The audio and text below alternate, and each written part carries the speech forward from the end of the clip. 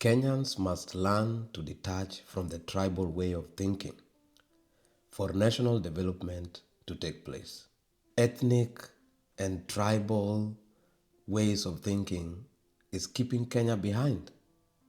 This is because as long as Kenyans continue to think along tribal lines, it is difficult to come together for nation building.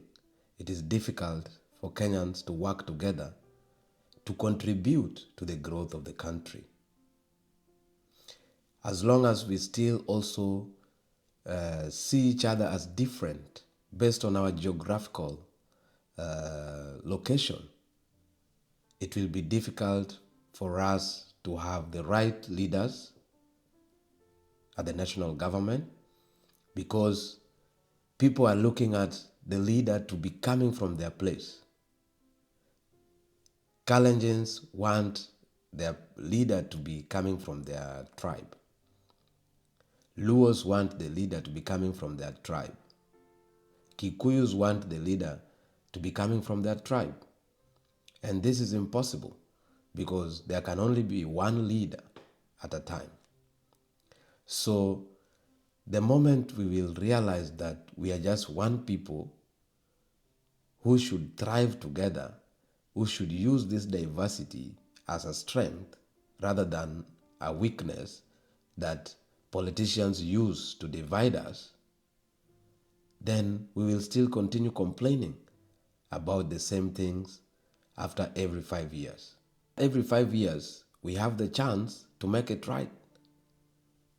But when the time comes for us to make it right, for us to be accountable at individual level, we give it away. We retreat to our tribal cocoons. I start to see myself as a Luo more than a Kenyan. But in times of problems, in times where the economy is difficult, I see myself as a Kenyan. And we all suffer together in these times. When we are being taxed highly by rogue politicians, the taxes don't apply differently based on the geographical location where you are, based on your ethnicity, based on your tribe, based on the languages you can speak. It is not like that.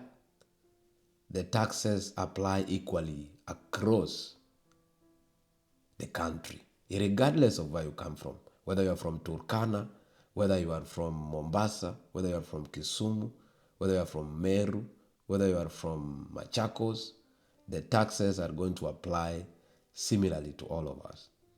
And that's why it is important for us Kenyans to learn to reason using our patriotic heart as opposed to our tribal heart. Kenyans are very patriotic. In terms of a problem, you will realize Kenyans are very patriotic.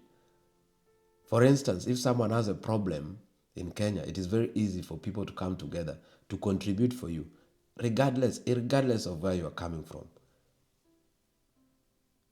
For instance, you see Eric Omondi always with Sisi kwa Sisi. When a Kikuyu has a problem and is suffering, and Eric Omondi, who is a Luo, calls for his followers who are from all different tribes across Kenya to contribute to this person, it always goes successfully.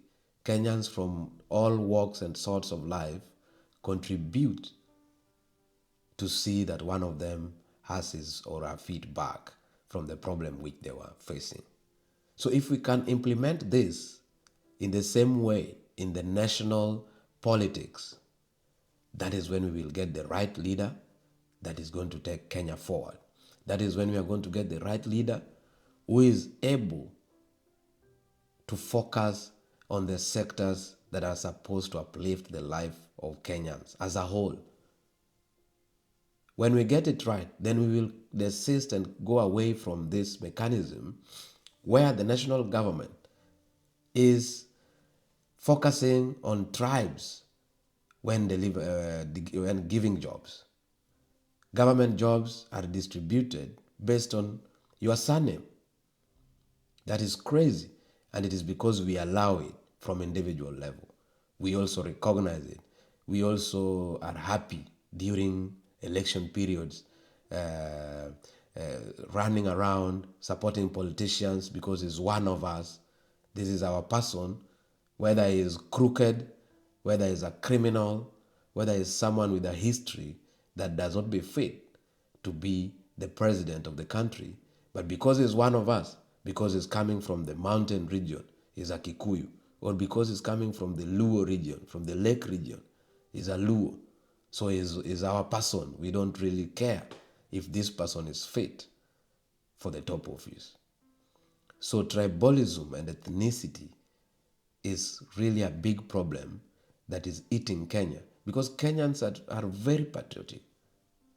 Kenyans love their country, but it is this segregation that comes from a long time in history, where during the colonial era, for instance, different tribes were put on different geographical areas so that the divide and rule technique could work.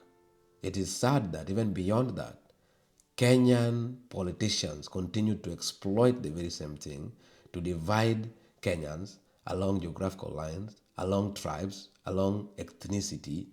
And you always hear this thing, the mountain region, the lake region, the coastal region, while all these are all Kenyans. Politicians form political parties based on the tribes, based on the tribal numbers. It is funny that they go and look at the census so that they see the population and say, for instance, lawyers are 3 million. So 3 million registered voters. We want to form a party with lawyers and Kikuyus who are also 7 million or something of the sort. So politicians continue to exploit this, and it is us Kenyans who must decide to make a change to that. And you can see, for instance, the Gen Z revolution that also really helped in the finance bill. These are really powerful revolution because it was tribeless. The Gen Zs didn't view themselves as a Kikuyu, as a Luo, as a Kamba. No, they were fighting for a common goal until they were disrupted. But I still believe that that is the way to go. Kenyans must see each other as the same, as brothers, and pull together and contribute and work alongside each other for nation building. If you still view someone as an enemy, you see, like there's a lot of hatred between the Bantu communities and the Nilot communities. And this almost made Kenya to burn down in 2007 during the post-election violence. It is because of this hatred that is also propelled by politicians because they benefit out of it, and is historical based on injustices that happened in the past. But it's high time we moved past that and saw each other as the same person, as the same people who just want to thrive. And then we get the right leadership, and the right leadership should be able to make it fair and equitable for all Kenyans, regardless of your tribe, regardless of the languages you speak or the geographical area where you come from, to be able to get access to resources equally. Not because they've supported you and to become the president, and so they deserve development. Each and every Kenyan has the right to development because they contribute taxes equally, like I said earlier. So let us start thinking like that. The moment we start thinking like that, the politicians will have to also upgrade. They will have to understand that things have changed. It is no longer going to the mountain and talking to elders and being endorsed, going to Nyanza, talking to Raila Odinga and being endorsed, going to Rift Valley, talking to William Ruto and being endorsed, and so you just have votes almost automatically from these regions. Let us learn to work together to see each other as the same and evaluate politicians based on their records, based on their history, based on who they are and their ability, rather than where they come from.